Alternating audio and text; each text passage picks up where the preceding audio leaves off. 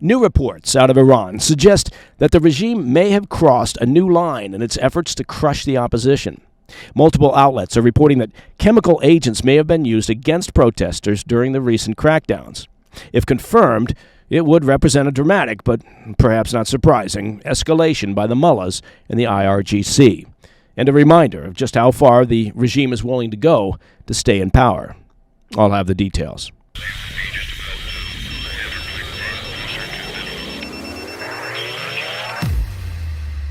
We're tracking new reports out of Iran that suggest the regime may have outdone itself in its brutal crackdown on protesters. According to multiple accounts and officials in the United Kingdom, Tehran's security forces may have used lethal chemical agents against demonstrators.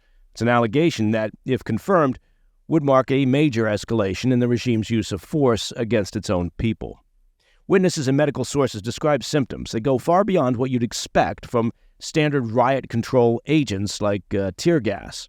Protesters reportedly experienced severe respiratory distress, sudden collapse, and prolonged breathing complications, effects that raised immediate alarms among outside observers. In some cases, victims required urgent medical care, while others described lingering symptoms hours after exposure. Sources even alleged delayed health reactions that led to deaths of those exposed days later. Footage captured during one protest appeared to show security personnel wearing full hazmat suits and protective masks, positioned atop military vehicles moving through city streets.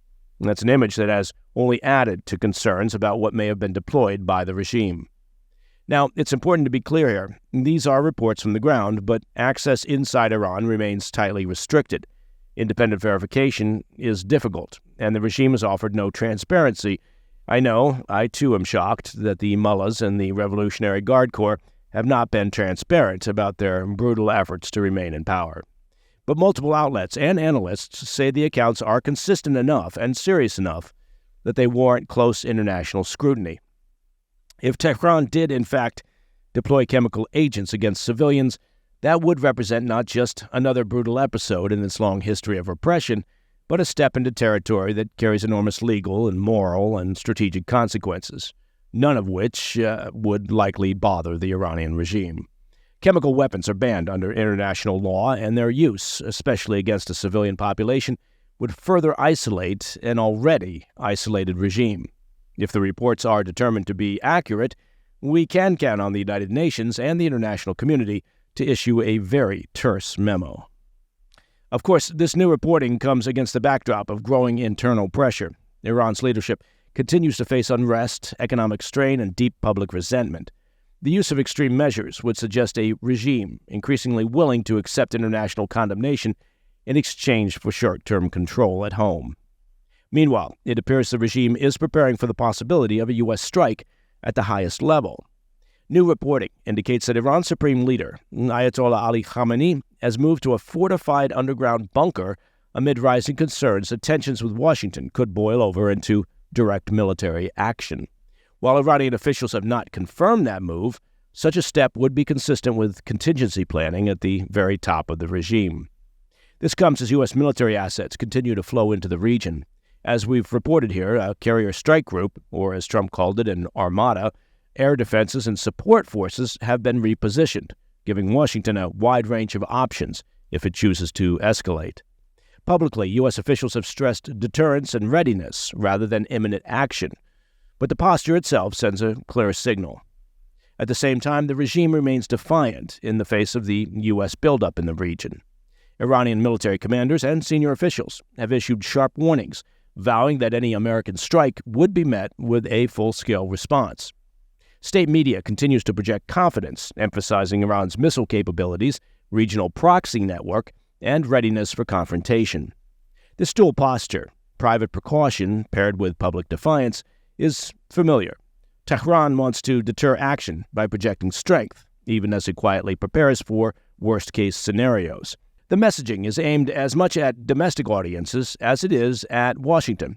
The regime wants to appear unshaken, unbowed, and firmly in control. And finally, new reporting suggests that if a strike does occur, the U.S. may not be acting alone. According to regional reporting, Jordan, the United Arab Emirates, and the U.K. could provide support in the event of U.S. military action against Iran. The nature of that support remains unclear, and none of the governments involved have publicly confirmed such plans. Taken together, though, these developments paint a picture of a regime under extraordinary strain, accused of extreme brutality at home, preparing for conflict with the U.S., and facing a shifting regional environment that may be less forgiving than in the past. All right, coming up next, a fatal shooting in Minneapolis escalates tensions at home, and Russia, Ukraine, and the U.S. conclude talks in Abu Dhabi, with little to show for them. I'll be right back. Hey, Mike Baker here. Let me take just a moment of your time to talk about security, specifically your online security, and to tell you about Delete Me. Delete Me is a great company out there working hard to make people safer online. Now, Delete Me makes it easy, quick, and safe to remove your personal data online at a time when, well, surveillance and data breaches are common enough to make everyone vulnerable. Look, it's easier than ever to find personal information about people online. You know that. But having your address, your phone number, your family members' information just hanging out on the internet, well, that can have actual consequences in the real world and can make you vulnerable to all sorts of scams. If you're like me, privacy and protecting your online presence is important. We all want to stay protected from identity theft or harassment or doxing, and you can do that with the help of Delete Me. Take control of your data and keep your private life private by signing up for Delete Me. Now at a special discount for PDB listeners. You can get 20% off your Delete Me plan when you go to joindeleteme.com/PDB and use the promo code PDB at checkout. Again, to get 20% off, just go to joindeleteme.com/PDB and enter code PDB at checkout. That's joindeleteme.com/PDB, code PDB. Welcome back to the PDB. A federal immigration operation in Minneapolis again turned deadly when a Border Patrol agent was forced to fire on a man during an armed encounter, sending tensions across the city soaring, fueling renewed protests for federal law enforcement to leave Minnesota. Here's what we know so far. As we've been tracking here on the PDB, federal agents have been in Minneapolis for over a month now, carrying out what the Department of Homeland Security describes as an immigration enforcement operation. Federal agents on Saturday were operating in an area that has increasingly become a protest flashpoint, as demonstrations against ICE officers have flared in recent weeks. Agents were in the middle of a targeted enforcement action when a crowd began to gather, adding pressure to an already tense scene. According to video and official accounts, that's when an individual, Alex Preti, entered the picture. He was near the agents as the operation unfolded, moving through a crowded environment where protesters and officers were already pushing against one another. What had been a confrontational standoff quickly collapsed into seconds of chaos. Multiple videos from the scene show a close-quarter struggle unfolding amid the crowd. In multiple clips, officers can be heard shouting, quote, "He's got a gun," as Preti is forced to the ground. An officer is then seen in one video reaching into Preti's waistband and pulling out a 9mm semi-automatic handgun. The moment federal officials say the encounter became deadly. If you slow the footage down, it does appear that as the weapon is retrieved by an ICE officer during the struggle, the gun's slide appears to move, suggesting that it may have discharged. Seconds later, an agent fires multiple rounds at close range. The shots came with officers and bystanders just feet away. When the gunfire stops, Preti is motionless on the ground. DHS said Border Patrol agents were engaged in a federal arrest action already underway and not a random patrol, when Preti approached them armed with a handgun, 2 magazines, and no ID. However, there is video footage that appears to show Preti holding a phone, not a handgun. One does not look like the other. According to government's versions of events, officers attempted to disarm him, but he violently resisted. In what officials described was a dangerous confrontation, an agent fired what the department characterizes as, quote, defensive shots. The officer who fired the fatal rounds was identified only as an 8-year veteran of the Border Patrol.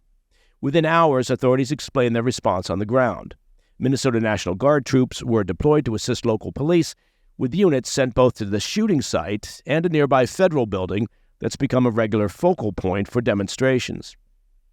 Again, a bystander video obtained by the Associated Press shows Preti reaching for and holding a cell phone, not brandishing a weapon. Minneapolis Police Chief Brian O'Hara said police believe Preti was a lawful gun owner with a permit to carry, something that's still under investigation. Minnesota is a carry state, meaning that if Preti purchased the gun legally and held a permit to carry, he had every right to have that weapon on his hip. That's the Second Amendment in action.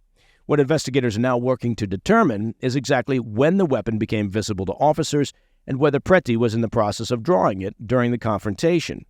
The problem, as always in this world of social media and smartphones, is that there's always a rush to judgment or a rush to exonerate before an actual investigation identifies all the facts.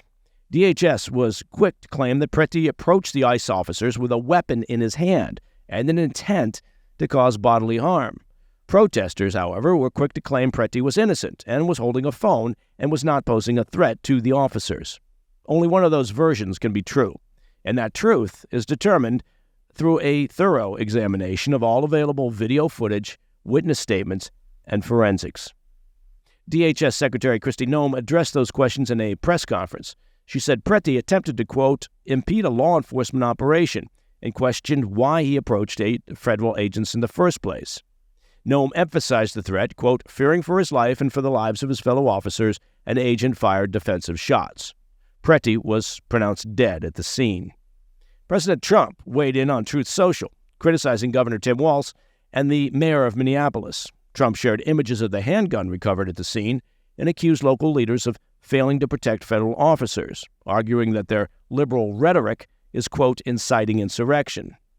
Border Patrol Chief Gregory Bovino defended his personnel's actions, noting that the officer involved had extensive training. Bovino warned that federal agents in Minneapolis are facing increasingly aggressive actions while carrying out enforcement operations.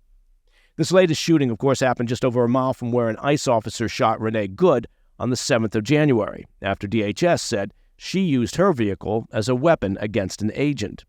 That earlier incident sparked days of protests and left Minneapolis already on the edge before Saturday's confrontation even began. Despite the deployment of National Guard troops, demonstrations persist now, with protesters defacing public property and shoving federal agents, underscoring just how volatile the environment around immigration enforcement has become in Minneapolis. All right, shifting gears. After last week's discussions in Davos, the diplomatic effort shifted to Abu Dhabi, where U.S. negotiators brought Russia and Ukraine to the same table, opening a phase of trilateral talks framed as progress, even as the toughest questions and most contentious details remain unsolved. That has been, to be fair, the history of any discussions around Putin's 4-year war on Ukraine, optimism and hope in the face of little actual progress. Over 2 days, delegations from Washington, Moscow, and Kyiv met for talks hosted by the UAE. Political and military officials were all involved, and the focus, according to Ukrainian officials, was on possible parameters for ending the war. Ukrainian President Zelensky said the delegations agreed to head back to their capitals and coordinate next steps, adding that follow-up meetings could take place as early as the beginning of February. From Kyiv's perspective, this wasn't about producing a deal on the spot. It was about keeping the format intact, keeping the U.S. actively involved, and keeping talks from stalling out entirely. From Washington's side, officials close to the talks described the meetings as a new phase of constructive U.S. mediation. Advisors to President Trump came away sounding cautiously optimistic, saying the talks helped narrow gaps on the biggest sticking point, which, of course, is territorial control of eastern Ukraine. It's worth pausing there because progress in this context doesn't mean a possible solution. It means positions that have been frozen for months, particularly on the Kremlin side, are at least being tested again. U.S. officials say it took months of quiet diplomacy to get Moscow and Kyiv to agree to a trilateral format under American mediation. The talks began on Friday and continued through Saturday. At times, U.S. mediators sat in joint sessions with both sides, and at other moments, Russian and Ukrainian negotiators met directly without the Americans in the room. As for the negotiation teams, the U.S. delegation included, the Trump advisors Steve Witkoff and Jared Kushner, with Army Secretary Dan Driscoll and the commander of U.S. European Command, General Grinkowicz. Ukraine's delegation was led by Zelensky's chief of staff and included his national security advisor, Rustem Umerov, along with the country's military chief of staff and other senior presidential advisors. Russia's delegation was led by Admiral Igor Kostakov, the chief of Russian military intelligence. According to U.S. officials, the groundwork for these negotiations was laid early last week. As we discussed on the PDB, it began with Trump meeting with Zelensky in Davos, followed just hours later by a 4-hour meeting in Moscow between Russian President Putin, Witkoff, and Kushner. But that Moscow meeting also underscored the ceiling on this process. Kremlin aide Yuri Ushakov described the discussions as extremely frank, saying a lasting settlement would be unlikely without resolving territorial issues according to what he called the formula agreed in Anchorage, a reference to the August Putin-Trump meeting in Alaska. Ushakov and Putin made clear that without addressing territory, there's no point in hoping for a settlement. You may remember that ahead of the Alaska summit, the Kremlin demanded Ukrainian forces withdraw from parts of Donetsk and Luhansk, which are not occupied by Russia. And that's a demand that Kyiv consistently rejects. After being briefed by his negotiating team, Zelensky said the talks again focused on possible parameters for ending the war and emphasized U.S. oversight as a critical component of any agreement. Still, there was no rush to declare success. A Ukrainian official cautioned that while some progress had been made, it remains unclear whether Putin is prepared to give his negotiators any authority to strike a deal in the next meeting. So, in short, it's still too early to judge what tangible progress came out of the talks. That same Ukrainian official said that if the next trilateral round moves things further along, discussions could eventually shift to Moscow or Kyiv, venues that have not hosted negotiations in years. And this is where the practical limits of the talks became clear. Zelensky has said any territorial decision would ultimately have to be made by Ukrainians themselves, either through an election or a referendum. A December poll showed roughly 75% of Ukrainians oppose any peace deal that includes withdrawal from the Donbass without firm security guarantees. All right, coming up in today's Back of the Brief, Trump says a secret weapon was crucial to the raid that captured Venezuela's Nicolas Maduro. We'll have those details. Hey, Mike Baker here. Well, it is 2026. You knew that, of course. Now, with the new year, did you make any New Year's resolutions? Right? I made a few, and I think the most important one that I made was to get better sleep every night. Yeah, because sleep is basically the foundation for the rest of your day. With a good night's sleep, well, you have more energy, you handle stress better, you think more clearly. You know all of this. Come on. And to help make it a reality, well, I turned to CBD products from CB Distillery. Their sleep gummies with a combination of CBD and melatonin really do the trick. Seriously, you'll wake up refreshed and ready to take on whatever the day brings. Look, over 90% of CBD customers say they sleep better with CBD. And CB Distillery, well, they've got options for more than just sleep. They've got solutions for stress, for moods, and for pain after workouts. Everything from CB Distillery is premium quality, third-party tested, and free of artificial dyes or fillers. They've got over 2 million happy customers and a 100% money-back guarantee. So if you're ready to start the new year off right, well, go to cbdistillery.com and use the code PDB for 25% off. That's cbdistillery.com, code PDB. cbdistillery.com. Specific product availability depends on individual state regulations. In today's Back of the Brief, we're learning a bit more about the confirmed use of the secret weapon President Trump says helped U.S. forces capture Venezuelan strongman Nicolas Maduro. In an exclusive interview with the New York Post, Trump confirmed that a classified system known as the, quote, Discombobulator was unleashed as U.S. helicopters moved into Caracas on the 3rd of January to arrest Maduro and his wife on federal drug and weapons charges. Trump said, quote, the Discombobulator. I'm not allowed to talk about it, confirming its use while making clear there are limits to what he can publicly explain. Still, he offered enough to possibly understand the effect. As we've discussed here on the PDB, Venezuelan forces had Russian and Chinese-supplied rocket air defenses and radar in place for decades in anticipation of an eventual U.S. attack. But nothing happened the night of the operation.